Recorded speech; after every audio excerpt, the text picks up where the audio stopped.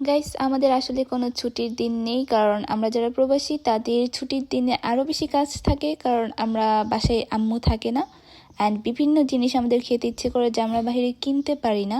So আমার খুব অনেক দিন ধরেই দুধ পুলি খাওয়ার খুব ইচ্ছা হচ্ছিল। দেন কি করার, আমি কখনোই বাসায় পিঠা বানাইনি। সো ইউটিউব থেকে আমি ভিডিও দেখি এবং দেখার পর এখানে আমি ক্যারামেল করে দেন দুধটা গরম করি। তো এর জন্য কালারটা এরকম এসেছিল, একটা গুড় দিয়ে বানালে যেরকম একটা কালার আসে ঠিক এরকম একটা কালার চলে এসেছিল এবং খেতে খুবই মজা হয়েছিল।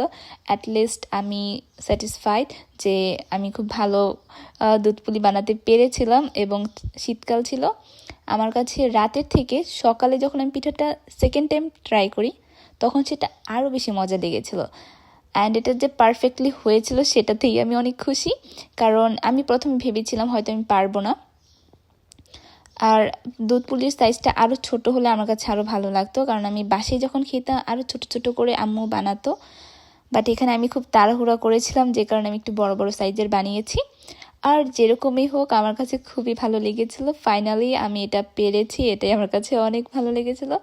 আর বিদেশের মাটিতে আসলেই দুধ পুলি অ্যান্ড বাংলাদেশের যে পিঠাগুলো আছে সেগুলো তো আমরা মানে কল্পনাও করতে পারি না। ইভেন আমি যে এখানে চাউলের গুঁড়িটা নিয়েছিলাম সেটাও কিন্তু আমার খুব খুঁজে আনতে হয়েছিল। আমি একটা ইন্ডিয়ান শপ থেকে নিয়েছিলাম, আর অনেক দিন খোঁজাখুঁজির পর আমি মানে সুপার শপে খুঁজি, পর্তুগিজ সুপার শপে, বাট পাইনি।